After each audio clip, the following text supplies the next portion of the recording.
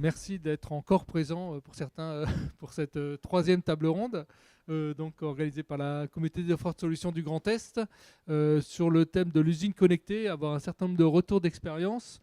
Alors, pour cette table ronde, on a avec nous Manuel Fendler du CEA Tech, qui fera, comme dans toutes les tables rondes, une petite introduction pour justement donner sa vision et des enjeux et des perspectives, en tout cas, pour qu'on ait une bonne vision partagée de ce dont on va parler aujourd'hui, enfin dans cette table ronde en tout cas.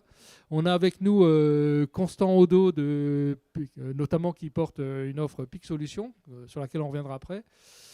Bertrand Léger, qui on va très bientôt avoir avec nous, je le vois arriver, qui est sur aussi offre de solutions Horizon IoT, sur lequel on reviendra sur les enjeux on en a parlé un petit peu avant, des jumeaux numériques et des IoT.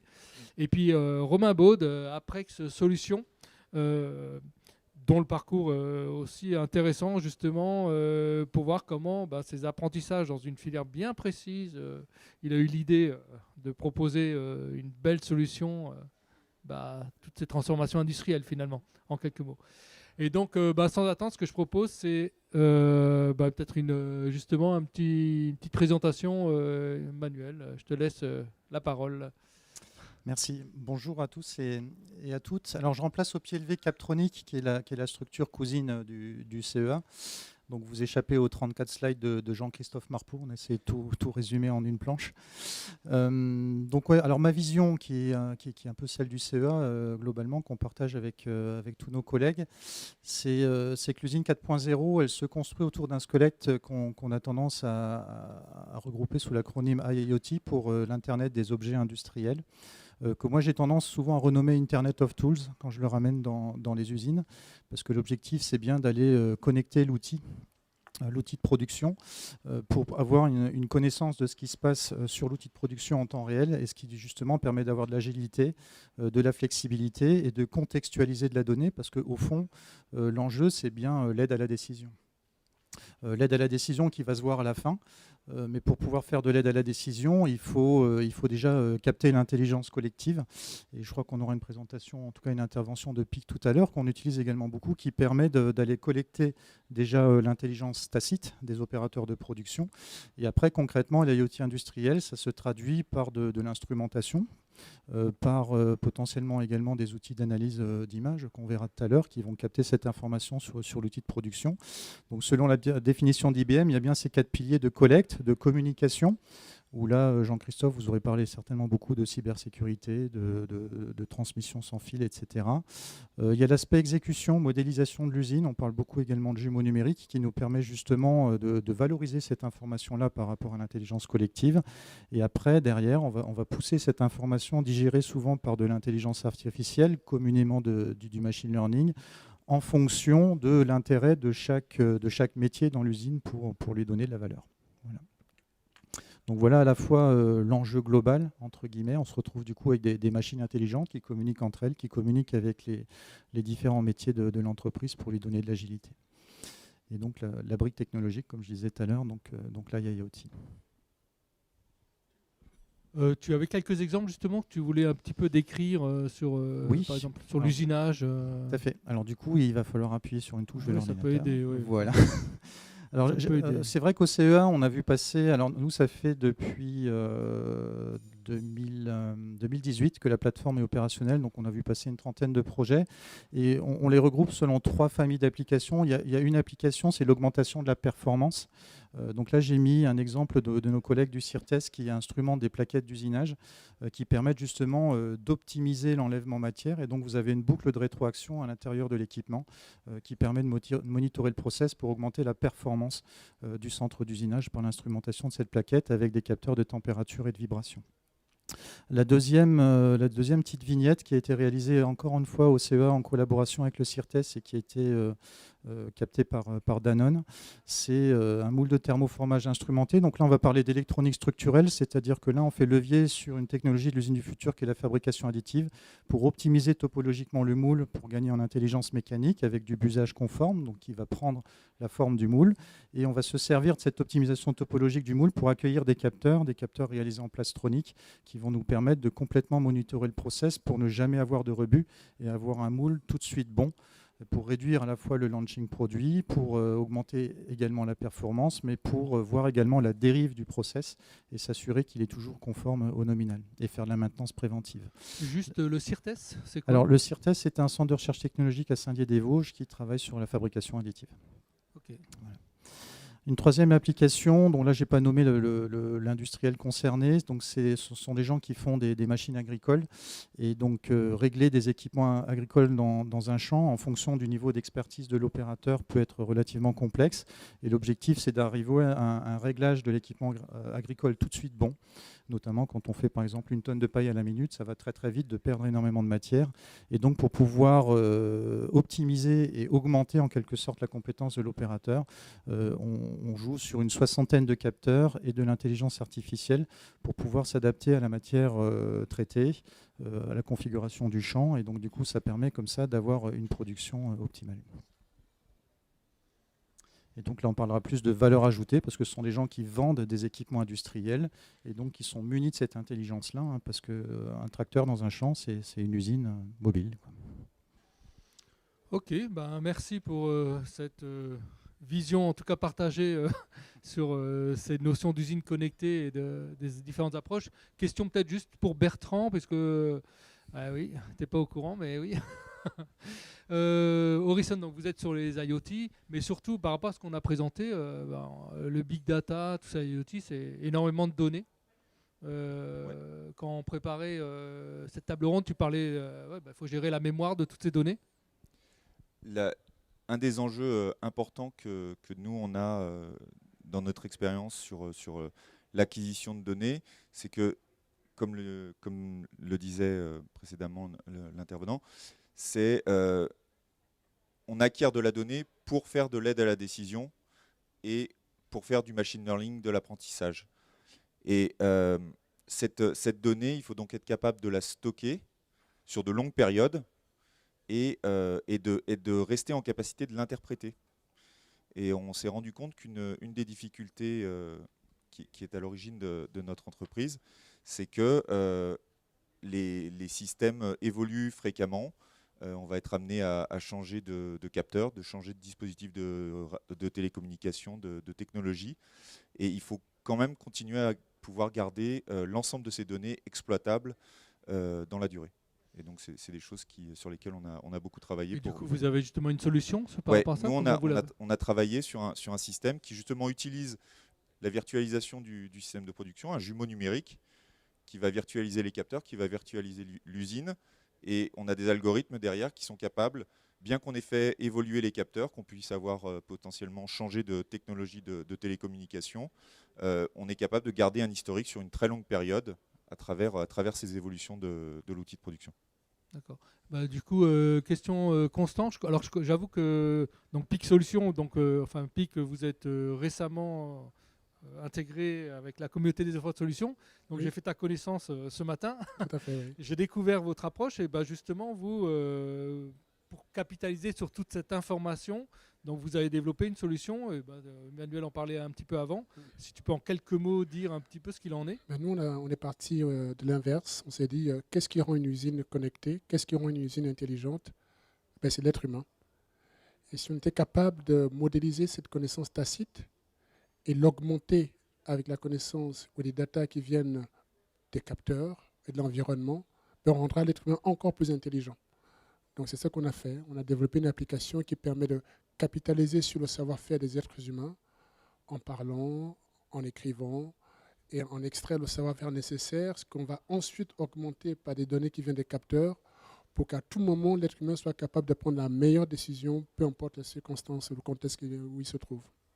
Et en quelques mots, juste parce que tu m'as fait un peu la démonstration avant, mais si tu peux juste expliquer comment votre solution, en fait tu me prenais un exemple qui était assez parlant. J'ai plusieurs exemples. Imaginez qu'on a quelqu'un qui est face à une machine, il voit une fuite d'huile. À l'instant où il voit une fuite d'huile, ce dont il a besoin, ce n'est pas de savoir qu'il y a la documentation qui existe. Il doit être capable de dire, tiens, ça c'est un problème urgent et voici la meilleure pratique que je peux mettre en place pour résoudre ce problème. Il veut être capable de prendre une photo, de parler. Il aimerait que l'intelligence artificielle lui dise tout seul, tiens, j'ai consulté 5000 documents. Sur ces 5000 documents dans toute l'entreprise, peu importe la langue, j'en ai extrait les 3 solutions les plus appropriées pour ce problème que la personne est en train de voir. Et par ailleurs, sur ce problème-là, sur le capteur en question, la pression d'huile est à 30%. Si on ne fait pas cette solution, dans 2 jours, voilà ce qui va se passer. Ça, c'est un cas réel qu'on a chez un de nos clients où je le reprends souvent pour illustrer le fait qu'on a besoin d'apporter du savoir-faire à l'utilisateur final et que l'intelligence artificielle, l'IoT, doit être mise au service de cela. Quand on échangeait ce matin, justement, tu me prenais l'exemple justement de la région autour de la question du Covid. Ouais. La région, enfin, la première fois qu'on a connu la région, c'était lors de la crise du Covid. Il fallait charger plus de 20 000 documents et le préfet devait prendre des décisions importantes en très très peu de temps. En gros, comment analyser des millions de pages et en quelque peu de temps dire voici les 20% des problèmes qui correspondent à 80% des soucis de la région. Voici les 5% de solutions, si elles sont mises en place maintenant, qui auront 80% d'impact. Le PIC a permis de sortir des solutions qui ont été implémentées actuellement dans la région, qui sont encore en cours d'implémentation d'ailleurs. D'accord. Donc, sur là, alors, question presque naturelle vers Romain. Donc tu es spécialiste autour du contrôle qualité, de l'image, etc. Donc toutes ces questions évidemment d'analyse et d'aide à la décision rapide, voire d'automatisation de la décision. Comment t'en es arrivé finalement à... Je le disais un petit peu avant, tu viens d'un domaine bien particulier. Oui, effectivement, j'ai commencé en tant qu'ingénieur et chercheur dans le domaine de la fusion nucléaire, donc travailler sur des thématiques assez pointues en laboratoire de recherche autour des projets tels que ITER par exemple au CEA.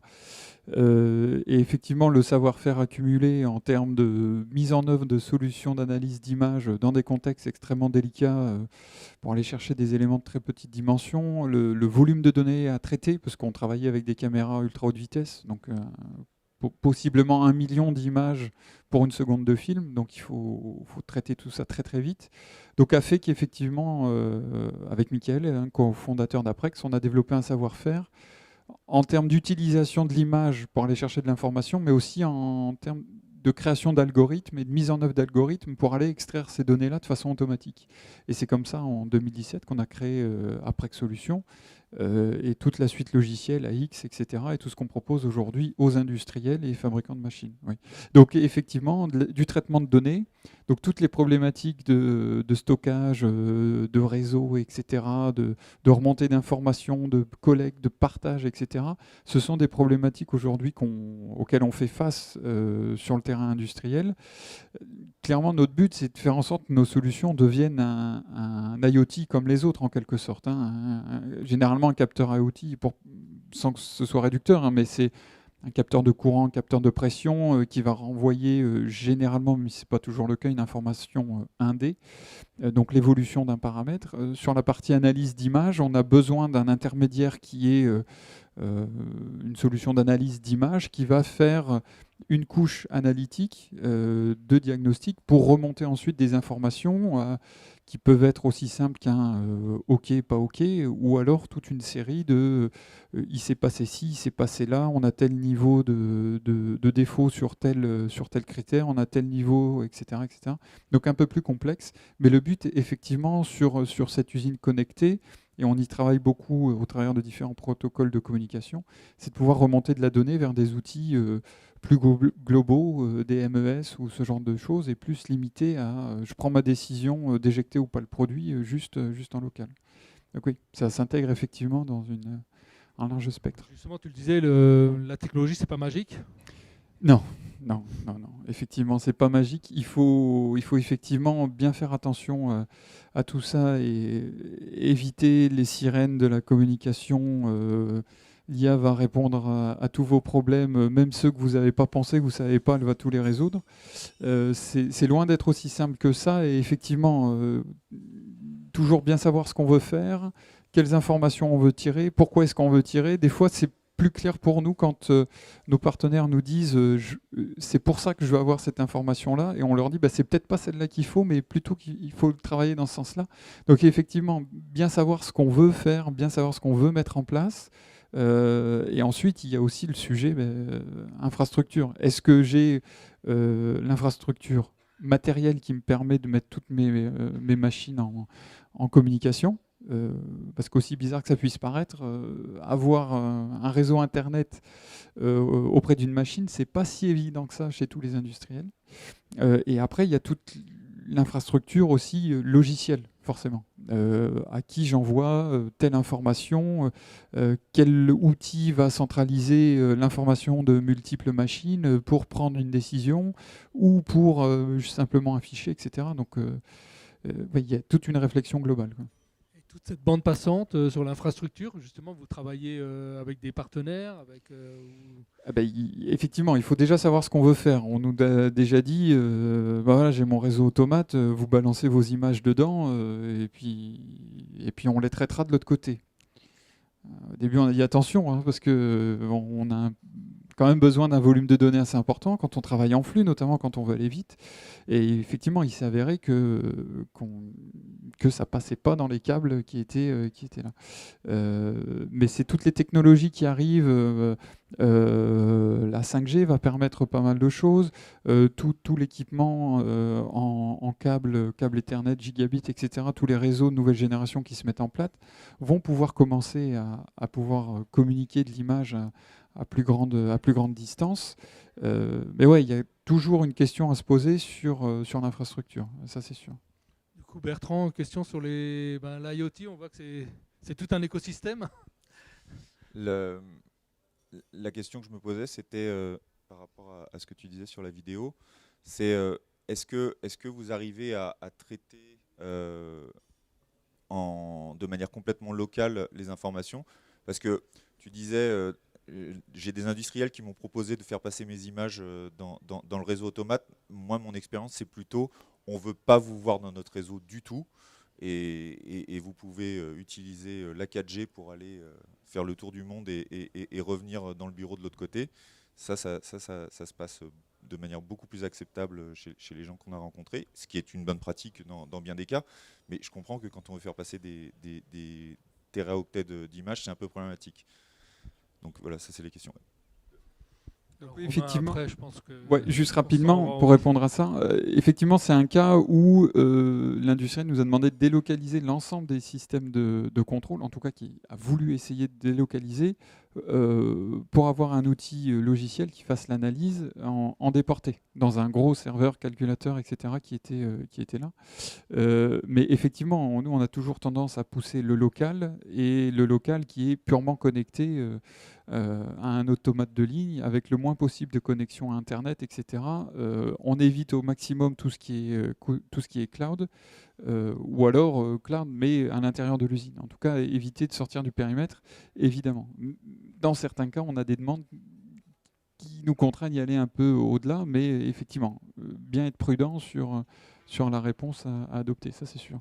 Il y a quelques années, juste, moi, je m'étais intéressé au Li-Fi, le Wi-Fi, là, justement, en local, un petit peu, par la lumière, par les éclairages. C'est encore d'actualité, cette partie-là?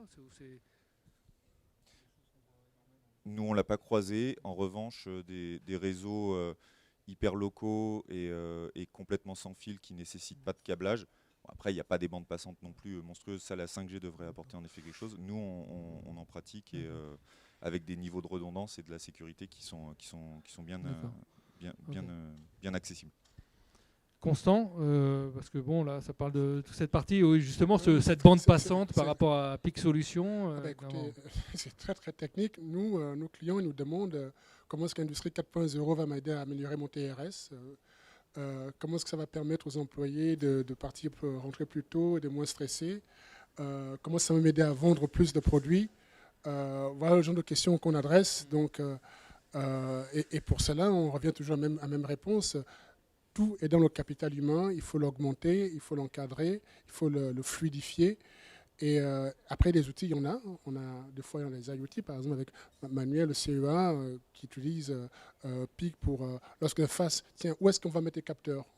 On va dans une usine, où est-ce que je mets les capteurs? Comment répondre à cette question? Comment éviter de faire du essai-erreur, essai-erreur, essai-erreur? Ben, cette question-là, ça dépend du savoir-faire humain. Si on est capable de modéliser ce savoir-faire, normalement, et c'est ce qui se passe avec le CEA qui utilise systématiquement, ça leur permet de, excusez-moi, je ne parlais pas assez fort, le fait de pouvoir le modéliser, ça leur permet de dire, ben, tiens, on commence un nouveau projet, on comprend qu'il faut mettre des capteurs là, là, là et là, parce que ça aura telle valeur ajoutée, ça aura tel impact. Voilà le niveau sur lequel nous on se positionne. Après, s'il faut rajouter de l'image, ben, on se connecte, on a des partenaires qui font l'image, mais le but est toujours comment est-ce que le TRS est impacté, comment est-ce que l'être humain est amélioré, comment est-ce que je vais permettre à ce que cette personne rentre plus tôt le soir et ne pas passer 40 minutes à faire des rapports en fin de journée. Voilà là où on se positionne. Manuel, une réaction par rapport à ces questions autour justement de cet écosystème, ce big data, cette bande passante Alors c'est vrai que ça fait énormément de données au bout du bout, et moi qui travaille plus sur l'aspect hardware, l'aspect capteur, effectivement, ce qui est stratégique au départ, c'est savoir ce qu'on fait, pourquoi on le fait. Combien de projets on se retrouve au bout de 18-19 mois à se dire c'était pas la bonne stratégie. Donc ce qui est très important, c'est avant de démarrer chaque projet, avant de sélectionner la technologie, c'est de faire cette capitalisation, cette extraction de la connaissance, à la fois pour le captoriste, pour qu'il comprenne ce qu'on lui demande, et puis derrière cette extraction de la connaissance, il y a quand même une espèce d'automatisation qui arrive, et quelque part on capitalise sur l'intelligence de la société. Par rapport aux précédentes révolutions industrielles qui étaient moins dans le numérique, on avait un modèle d'organisation d'usine qui se répliquait, qui était plutôt transversal. Là on se rend compte, et notamment sur les protocoles de communication, qu'on construit des solutions à l'échelle R&D, et dès qu'on va dans l'usine, on a en face de nous un responsable IT, qui est souvent un informaticien, qui a vécu des choses, qui a vécu parfois des choses un peu traumatisantes avec certains protocoles de communication, et on est dans un principe de précaution qui fait qu'il faut tout revoir. Donc des solutions, elles sont toutes customisables par rapport aux règles, par rapport à l'histoire de l'entreprise, et par rapport à cette capitalisation qui fait qu'on va être meilleur qu'un asiatique, on va plutôt capitaliser sur la valeur ajoutée plus que sur la réduction de coûts qui est plutôt nécrophage. Comment, parce que comme moi je vois dans les entreprises, il y a les hébergeurs qui vont dire non mais aujourd'hui le coût de l'hébergement c'est pas grand chose, donc allez-y, faites plein de capter de la donnée, capter de la donnée, capter de la donnée, versus numérique responsable ou autre. Comment ces questions elles se posent comment aujourd'hui? Ou d'un point de vue technologique, est-ce que des algorithmes peuvent éviter de garder tout cet archivage? Enfin, Bertrand en parlait un petit peu avant justement comment. Alors, côté CEA, effectivement, on se pose cette question. Alors, il y a les stratégies asiatiques et américaines qui est de dire on pousse tout vers le cloud et on traite dans le cloud. La stratégie européenne, qui est poussée d'ailleurs par la communauté On n'a pas le cloud. d'Horizon Europe, déjà il y a ça, c'est plutôt d'embarquer l'IA proche capteur au bout du bout. Donc ça c'est une technologie que nous on affectionne au CEA parce qu'on est sur des missions régaliennes et on aime bien laisser la valeur ajoutée proche capteur.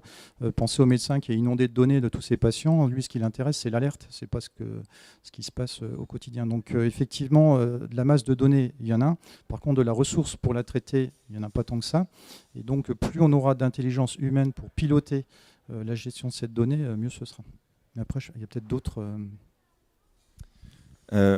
Moi, ce que j'aime bien dans l'approche de PIC, c'est le côté de se dire, ce qui est important, c'est le sens. Et ce qui est important, c'est le sens de la donnée qu'on récupère. Et quand tu disais tout à l'heure, il faut faire très attention parce que quand on avance, ça coûte très cher de se tromper. Nous, on pense qu'il y a des manières de faire qui évitent de se bloquer complètement, justement en essayant de remonter au bon niveau de virtualisation pour que l'information qui va vers les IA, qui est vraiment capitalisée, c'est une information qui a déjà atteint le niveau où elle a du sens. On ne fait pas que gérer de la donnée. Et la partie data, on peut la changer et la remplacer parce que une température, c'est une température. Le thermomètre qu'on utilise pour la capter, il a des spécificités. mais il y a quand même aussi des points communs entre les différentes technologies. Et on pense qu'avec ça, on peut arriver justement à avoir une plus grande agilité et une plus grande flexibilité et le droit à l'erreur et le droit à expérimenter des choses sans non plus oublier complètement tout ce qui a été fait pendant un certain temps. Parce qu'on peut expérimenter et se tromper, mais on peut aussi commencer quelque chose et puis il y a des technos complètement nouvelles et bien meilleures qui font qu'on se dit, bon, on va évoluer. Et souvent, ce qui se passe quand on fait cette évolution, c'est qu'on perd tout ce qui a été fait avant, y compris le capital d'apprentissage et de connaissances qui était dans les données. Et donc, un des efforts sur lesquels nous, on travaille, c'est d'essayer de garder une partie de cette information qui a déjà été collectée pour qu'elle puisse être exploitée et pour qu'elle puisse continuer à être capitalisée. Oui, alors ça c'est un point très important. C'est charger 20 000 documents, 1 million de documents et les analyser. On peut penser que ça prend beaucoup de ressources. Justement, c'est ça la différence, c'est qu'en fait, lorsque PIC analyse un document, il va extraire le savoir-faire. Ça veut dire qu'il va analyser chaque phrase. Il va dire, bah, tiens, cette phrase dans ce document, ça décrit un problème. La même phrase dans un document décrit une solution. On va extraire quels sont les problèmes et les solutions et la manière dont c'est interrelié. On va faire ça sous forme d'un graphe. Du coup, à la fin, lorsque l'être humain interagit avec PIC, en réalité, il n'interagit pas directement avec le document. Il interagit avec un graphe de réseau de problèmes et de solutions. Et l'être humain va exprimer quelque chose par la voix ou par écrit, et automatiquement, PIC va proposer la solution ou le risque inhérent. S'il veut consulter le document, après il peut consulter le document. Ça peut aussi être une vidéo. Confronté à une problématique, PIC va suggérer une vidéo automatiquement, parce que dans cette vidéo, il y a une expression d'un problème ou d'une solution que PIC a reconnue qui va intéresser l'être humain. Donc ce qu'on stocke, qu'on partage, qu'on met sur le réseau, ce n'est pas tellement la source, mais c'est ce que nous appelle un knowledge map, une carte de connaissances qui s'enrichit en temps réel au fur et à mesure qu'il y a des éléments qui viennent des capteurs, des vidéos, des documents, pour être à disposition des utilisateurs. Par rapport, donc enfin, on est 5 offreurs de solutions, mais vous êtes 4 ici. Vous êtes sur des domaines proches, mais pas tout à fait la même chose, évidemment. Pour vous, l'intérêt d'être ensemble dans la communauté des offreurs, ça peut apporter quoi? Alors pour nous, c'est la première année qu'on est dans la région, donc on découvre. Et donc, moi, je suis très, très ravi de rencontrer des sociétés comme celles qui sont autour de moi, parce que c'est autant d'opportunités de partenariat, parce que dans ce qu'on fait, au niveau mondial, on est les seuls à le faire. C'est-à-dire la recherche qu'on a fait avec le CEA, avec le CNRS. Il y a des gens aux États-Unis qui essaient d'émerger, donc on est plus dans une approche partenariale pour aider nos collègues à se développer plus, un échange intelligent. Donc voilà, offrir de solutions, c'est une opportunité de développer des partenariats pour rendre la région plus forte dans nos domaines, quoi. Bertrand, non, Bertrand d'abord. Eh oui, tant pis. Bon, ben très bien. Tu es plus ancien dans la... Je suis plus ancien dans la communauté. On est arrivé il y a 6 mois, donc je suis pas sûr. C'est également la possibilité de faire des partenariats, notamment, voilà, je suis très content de rencontrer PIC aujourd'hui parce que la semaine dernière, on m'a demandé, vous avez une plateforme, vous pouvez accumuler des données sur de très longs historiques, mais moi j'ai des pièces mécaniques qui se déplacent à travers le monde, qui sont assemblées et associées au fur et à mesure dans différentes usines, etc. Et je voudrais pouvoir savoir quelle température il faisait quand on a vissé cette vis sur telle pièce d'un carter moteur. Et je pense que notre graphe plus leur graphe, ça pourrait finir par donner des solutions. Romain ? L'usine connectée, déjà l'usine normale, c'est déjà un gros chantier où on a besoin d'accumuler des briques de savoir-faire extrêmement différentes. Et comme on ne peut pas être bon en tout, il faut savoir se spécialiser, s'entourer des bonnes personnes. Et quand en plus on veut connecter l'ensemble de ces instruments ou capteurs, etc., il y a forcément besoin de complémentarité. Donc c'est avant tout ça aussi la COS, c'est rassembler, fédérer des savoir-faire pour proposer des solutions globales aussi. Et avec chacun sa spécialité qui permet vraiment d'aller relever des challenges d'assez haut niveau. Alors, par rapport à ces questions, est-ce que dans le public, il y a des questions? Non? Non, pas Karim ce coup-ci. Non, si Karim, allez, viens. On prend le micro, comme ça je pourrais t'interrompre. Sinon je peux pas. Merci. Alors en fait, j'ai bien aimé vos présentations parce que vous mettez bien en avant le fait que ce sont des systèmes d'aide au diagnostic et non pas des systèmes de diagnostic. Et ça, il faut vraiment le répéter et répéter et répéter parce que j'ai déjà vu des solutions où on prend une petite boîte, on la colle sur la machine et au bout d'une semaine, la petite boîte, elle va tout résoudre. Bon. Donc à un moment, il faut arrêter avec ces espèces de bêtises. Donc c'est bien un système d'aide au diagnostic. Ma question s'adresse à Constant. Comment faire pour garder le patrimoine de connaissances? Parce que c'est grâce à ce que votre système fait, vous allez récupérer des choses. Mais comment faire pour capitaliser ce patrimoine de connaissances et qui reste dans l'entreprise? Parce que très souvent, avec les systèmes type réseau de neurones, on a la solution, mais on ne sait pas du tout comment voilà. Et on va arriver à des situations où plus personne ne saura faire, et c'est déjà le cas, parce que c'est le système qui fait tout. Voilà. Ça s'appelle Google, hein.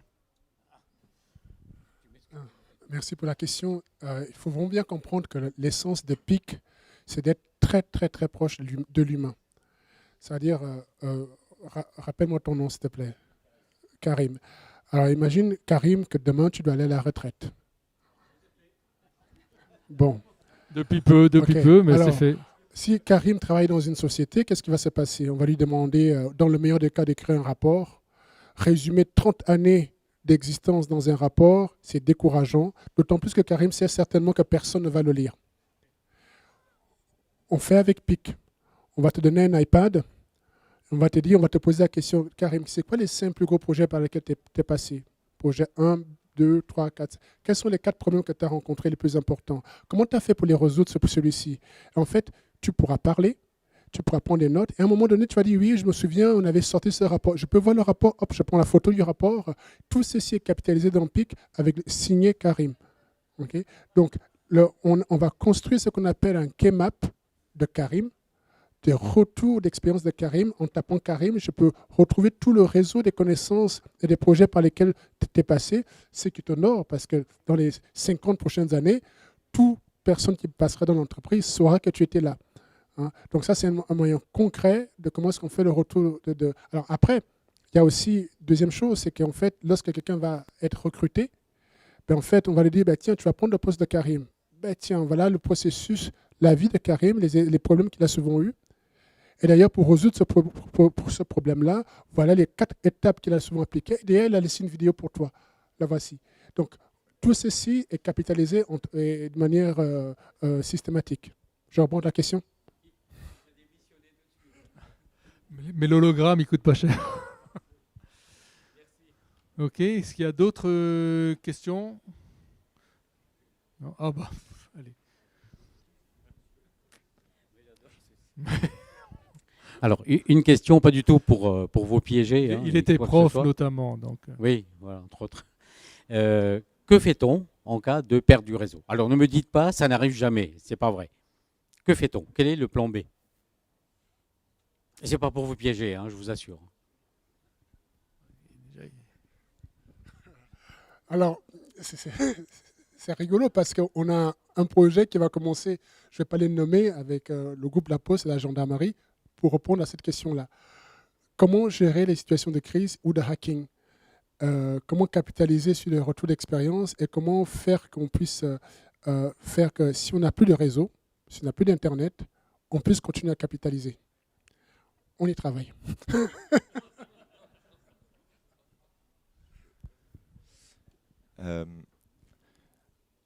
Tout à l'heure, j'évoquais le fait qu'on peut connecter plusieurs usines, qu'une entreprise va être amenée à mettre son IoT dans un peu tous ses sites de production. Et donc, l'idée, c'est de fédérer différentes échelles dans lesquelles on va accumuler de l'information, puis être capable de la transmettre à l'échelle supérieure pour des agrégats et d'autres traitements. Si on suit l'approche européenne de justement descendre le traitement à la bonne brique, on peut se retrouver avec un réseau qui est ultra local. Et si en plus on utilise un réseau méché, par exemple, avec différents points d'entrée, eh ben, un réseau méché, c'est un réseau en maille, si bien qu'en fait, on ne peut pas tuer le réseau en tapant à un seul endroit, parce qu'en fait, il va se réorganiser automatiquement pour ressortir de l'autre côté. Et donc avec ça, on gagne beaucoup en résilience. Donc voilà, c'est une des solutions. Maintenant, s'il y a un hacker qui vient dedans et qui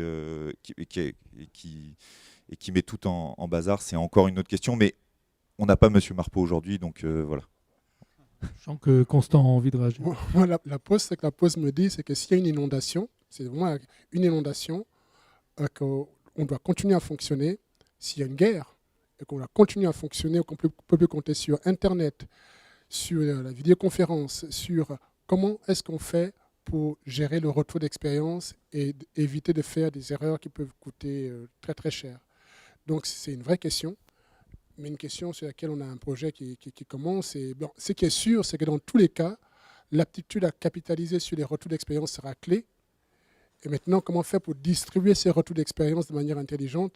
C'est le challenge qu'on doit lever dans les 18 prochains mois. C'est ce que disait Maryse Domicile de la CCI, notamment dans la première table ronde, où aujourd'hui, les jeunes ont l'impression qu'on découvre finalement l'inflation qui est là pour durer. On a vécu ça dans les années 70, ça a duré un peu. Voilà. Donc c'est ce retour d'expérience qui permet aussi de rassurer, en tout cas de rentrer dans une démarche constructive. En tout cas. Oui, ouais. Il y avait E.T. Juste comme on avait commencé avec Manuel Fendler, je te pose juste une question. Ouais, elle n'était pas prévue celle-là. Non, mais c'est juste par rapport aux échanges, aux questions. C'est un petit rapport d'étonnement juste sur les échanges qu'on a eu là par rapport à la thématique finalement. Il n'y a pas tant d'étonnement que ça. Moi, ce que je note, c'est que c'est surtout une chaîne, quelque part, et puis c'est ce que j'avais un peu mis dans le slide, hein, quelque part, c'est que on a tendance à siloter l'intelligence artificielle, l'IoT qui abusivement finalement est rangé dans la case collecte, capteur. Tout ça finalement c'est une chaîne et ça peut fonctionner finalement que si tout est bien lié, si le réseau fonctionne. Et derrière chaque projet finalement qu'on traite, il y a toujours cette notion d'autonomie énergétique dont on n'a pas parlé, parce que tout ça, ça consomme, hein, mine de rien. Donc il y a une autonomie énergétique et il y a une autonomie également par rapport au réseau, une autonomie en termes de propriété intellectuelle qui est également très importante quand on balade de la donnée. Et finalement, la dernière question, elle était aussi intéressante à ce titre-là, quoi. Ok, ben, s'il n'y a pas d'autres questions, je crois qu'on peut... Ah, voilà, une question, allez-y. Karim parlait des chutes de réseau. Qu'est-ce que vous arrivez à faire quand vous avez une usine où il n'y a pas de réseau du tout dans le coin? Alors ça arrive des fois où même le Wi-Fi usine ne passe pas, il n'y a pas de 3G. J'étais dans des usines, il ne faut même pas aller très très loin du côté de Maubeuge ou en Normandie, dans le Cotentin.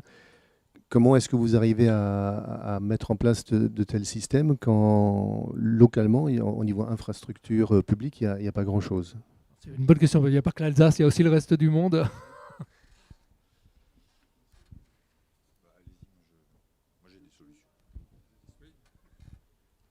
Alors, on trouve des cas comme ça, même en Grand Est, hein, effectivement. Alors, en ce qui nous concerne, on travaille majoritairement en local. Et donc, à partir du moment où on a un lien entre notre système et effectivement la machine, on ne sera pas trop impacté. Par contre, c'est quand on est en création d'une application, qui notamment utilise de l'IA, il y a une phase de collecte de données, et effectivement, il y a toujours des palliatifs, on peut passer des données par disque dur, etc. Revenir dans les années 90, mais c'est forcément moins confortable. Donc il y a moyen de tourner autour, mais clairement, on perd largement en efficacité. Et par contre, le problème se pose effectivement, mais vous allez pouvoir l'aborder, quand on veut mettre tout ça en réseau et le faire sortir de l'usine. C'est là où ça pose davantage de problèmes, effectivement. Alors nous de manière native, lorsqu'on utilise son téléphone portable, si on n'a pas le réseau, le téléphone portable peut embarquer tout ce qu'on dit, ce qu'on écrit. Et après, lorsqu'on va se connecter au réseau, il y a une synchronisation, une mise à jour qui est faite automatiquement. Donc, alors, ce n'est pas suffisant parce que l'étape d'après, c'est d'où le projet en question, c'est de dire, oui, mais comment faire pour collaborer? Comment faire pour tiens, je constate une inondation ici, mais je ne peux pas vous le communiquer, vous êtes à 15 mètres, comment est-ce qu'on fait pour le faire? Là, il y a de la recherche encore, mais d'ici 18 mois, on aura des réponses à ça. Alors, c'est un échange qui est vraiment intéressant parce que sur cet aspect-là, il y a plein de problématiques de comment on traite les décisions qui sont prises pendant le moment où je n'avais pas cette information, mais qu'après on l'a, et comme elle est dans le système d'information, plus personne ne peut comprendre pourquoi on a pris cette décision-là alors que l'information dit complètement autre chose. Alors nous, on a travaillé ce cas d'usage et on sait ramener la base de données dans l'état de connaissance où on ne va pas taper sur les gens parce qu'ils ont pris une décision en absence d'information. Après, sur le fait d'être déconnecté, il y a quand même des antennistes qui peuvent aider. Des signaux faibles, ça peut s'amplifier avec des antennes de très bonne qualité. Il y a la possibilité de mettre en place des réseaux LTE, 4G et puis 5G privés qui deviennent de plus en plus matures et ça devient vraiment une solution pour des sites qui sont isolés. Si on n'a pas besoin de beaucoup de bandes passantes, on peut utiliser du satellite pour faire passer du signal. Ça, c'est plutôt quand on a des capteurs et des flottes qui sont très dispersées, qui sont sur des bateaux, qui sont dans des champs, dans la pampa. Enfin, voilà. Là, on peut utiliser du satellitaire pour des petites bandes passantes. Et puis après, équiper des usines avec des réseaux locaux et de la 4G, privée. Voilà. Ok. Ben... Non, je pense que merci. Je crois que la réponse est assez complète. Merci pour la question. On va s'arrêter là du coup. Merci en tout cas à nos intervenants